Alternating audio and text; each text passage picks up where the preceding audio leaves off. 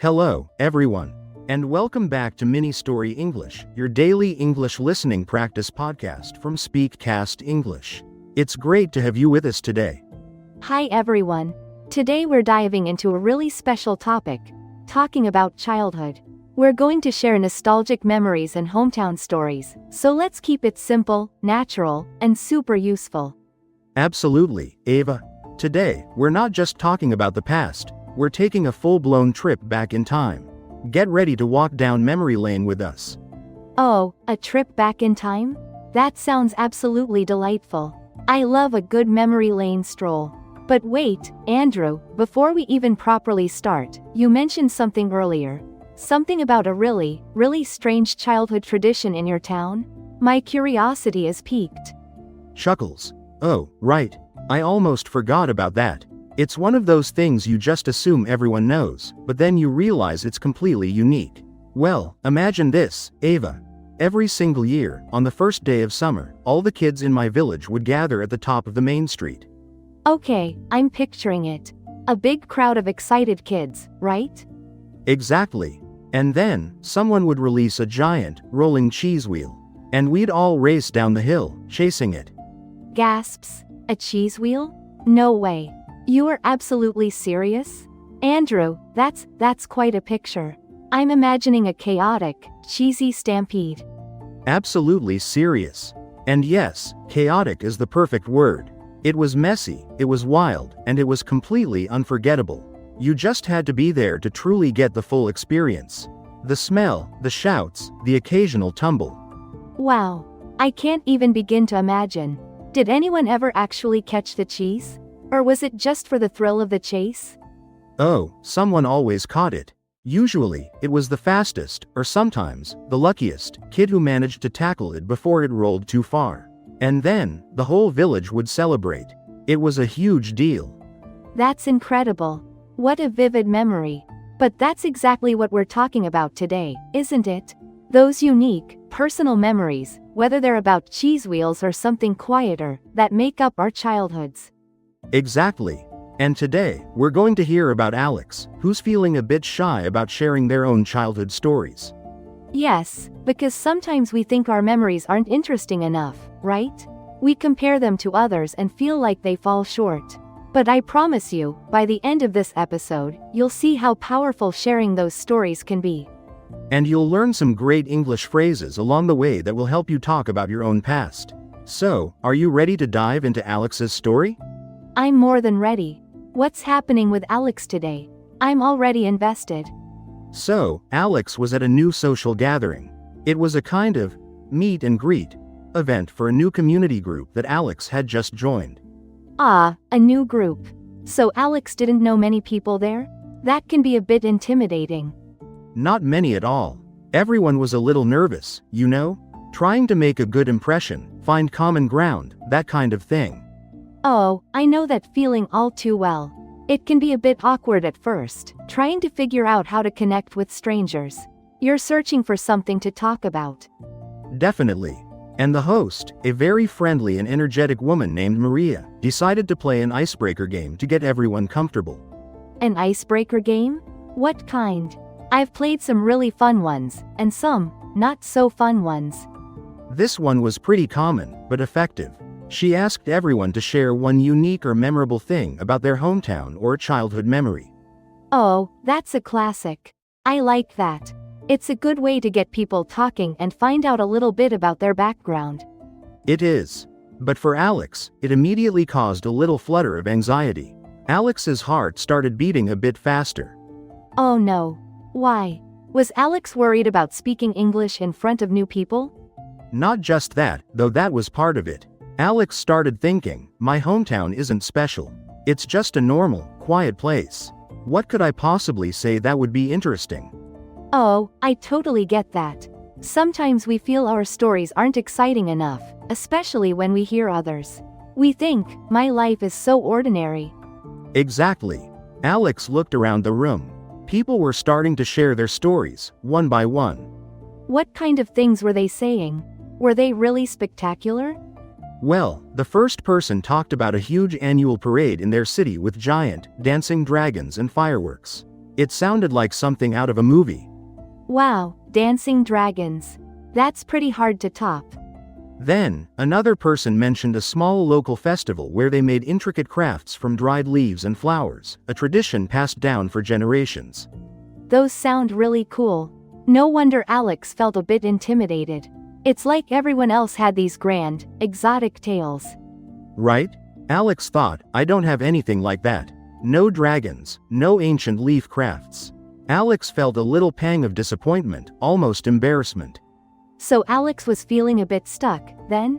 Like there was nothing good enough to share? Very stuck. Alex felt a blush creeping up their neck and a knot forming in their stomach. It was their turn soon, and Alex still had nothing. Oh no, the pressure. That's the worst feeling, when you're on the spot. What was Alex thinking about? Were they frantically searching their mind? Alex's mind raced. Should I talk about the old park with the rusty swings? Or maybe the small corner shop where I bought candy every day after school? But those are perfectly good memories, though. Sweet, relatable, and personal. They are, you and I know that. But Alex felt they weren't unique enough for this asterisk group. Everyone else had such vivid, specific, almost fantastical stories. Alex felt like their memories were just plain. I see. It's hard to feel like your story measures up when you're comparing it to dragons and ancient crafts. It's a common trap we fall into. Alex remembered playing hide and seek in the neighborhood until it was so dark you could barely see your hand in front of your face. Or cycling with friends to the river on hot summer days, splashing in the water. Simple, sweet memories.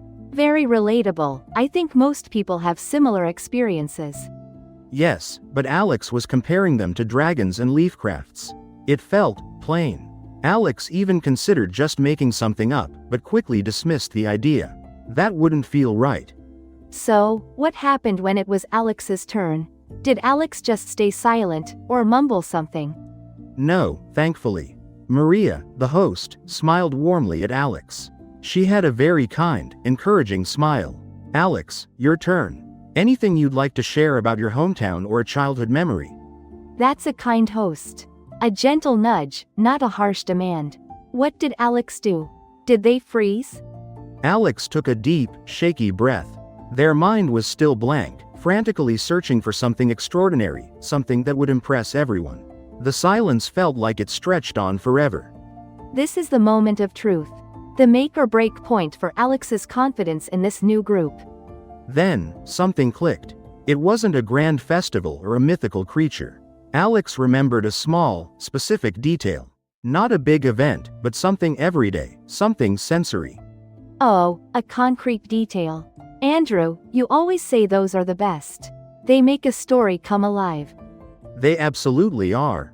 Alex remembered the distinct, comforting smell of freshly baked bread from the small bakery near their elementary school. Oh, that's lovely. A smell can really transport you back in time, can't it? It's so powerful. It really can. Alex started, a little softly at first, their voice a bit shaky. In my hometown, every morning before school, there was a small bakery. Good start. Simple and clear. It sets the scene immediately. And the smell of fresh bread, it would fill the street. It was everywhere. Alex paused, remembering the warmth, the sweet yeast, the crusty aroma. I can almost smell it now. Just hearing you describe it. What a wonderful memory to have. My friends and I, we would always try to guess what kind of bread they were baking that day, just by the smell. Alex even managed a small, shy smile. That's so charming. It's a very specific memory, and it shows a little ritual, a shared experience with friends. It's not about dragons, but it's still unique. Exactly. Alex continued, feeling a little more confident now, their voice growing stronger. Sometimes it was sweet buns, sometimes crusty baguettes, sometimes warm, soft rolls. And what did the other people do? Were they still comparing Alex's story to their dragons and leaf crafts? Or were they listening? No, they were listening intently. You could see smiles on some faces, a few people nodding. They weren't comparing, they were connecting. That's a good sign.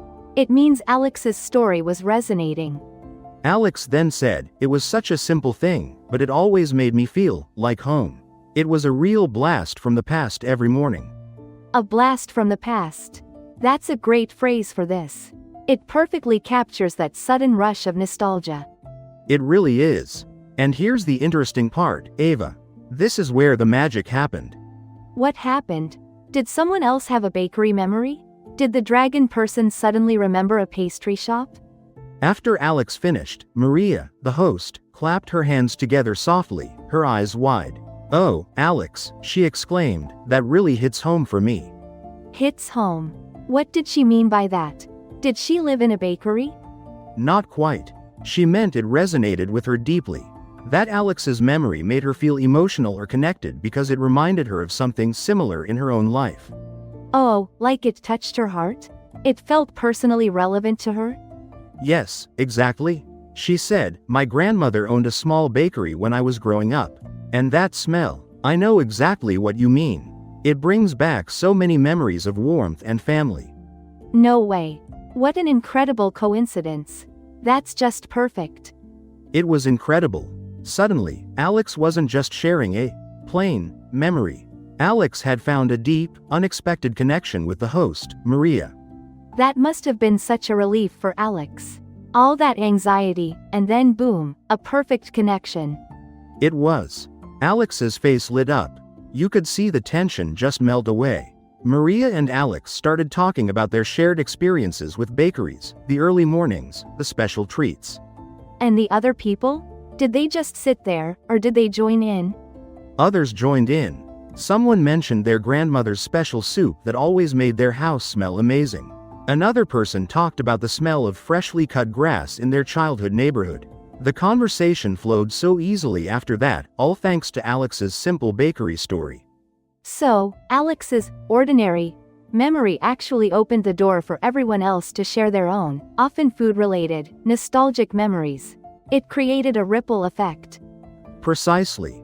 Alex learned that day that sharing something personal, even if it feels small or unimportant to you, can create the biggest, most meaningful connections. And that your memories don't have to be about dancing dragons or ancient crafts to be special. They just have to be yours. Not at all. Sometimes, the simplest, most relatable memories are the ones that truly walk down memory lane for others, inviting them to share their own. That's such a lovely takeaway. It really shows how we're all connected, even through different experiences. A smell, a sound, a simple tradition can bridge gaps. Absolutely. And it's a great lesson for anyone learning English too. Don't be afraid to share your stories, even if you think they're not exciting enough. Yes, because your unique perspective is valuable. And sometimes, those small, sensory details are what make a story truly special and memorable for others. Right. It's about being authentic and letting your true self come through. That's what connects people. So, let's talk about some of those great phrases we heard in Alex's story that helped Alex and Maria connect. Good idea, Ava. What's first on our list today? First, let's look at walk down memory lane. Andrew used it at the beginning, and I just used it too when we were talking about Alex's story. It's a nice one, isn't it? It paints such a clear picture. Yes. When you walk down memory lane, it means you are remembering or talking about pleasant things from the past. You're revisiting old memories, often with a feeling of nostalgia. It's like taking a leisurely stroll through your past experiences, enjoying the view. Exactly. For example, every time I visit my old school, I like to walk down memory lane and think about my friends and all the fun we had. Or, my grandparents love to walk down memory lane and tell us stories about their youth. It's a very warm, gentle phrase. Now, a common mistake for Vietnamese learners might be to translate walk too literally, maybe saying go memory road or something similar. But walk down memory lane is the fixed phrase, an idiom. It's an idiom, so you need to use it as a whole phrase. You can't change the words. Let's try shadowing this one. Andrew, say it slowly first, nice and clear. Walk down memory lane. Great. Now, a bit more naturally, as you'd hear it in conversation. Walk down memory lane. Your turn, listeners. Repeat after Andrew and me. Walk down memory lane. Perfect. You've got it. What's our second phrase, Ava? Our second phrase is, a blast from the past. Alex used it when talking about the bakery smell, saying it was a real blast from the past every morning.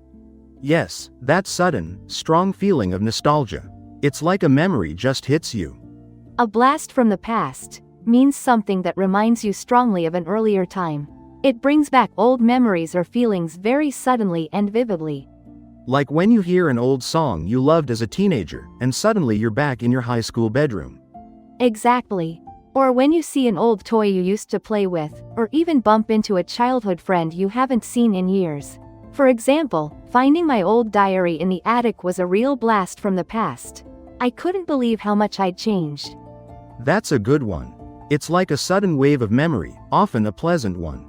It's not just a gentle reminder, it's a powerful, almost surprising feeling. A common mistake might be to say, a bomb from the past, or a surprise from the past, trying to translate blast literally. But blast from the past is the specific idiom. It implies a sudden, powerful, and usually positive memory. It means a strong, sudden, and often very welcome good memory.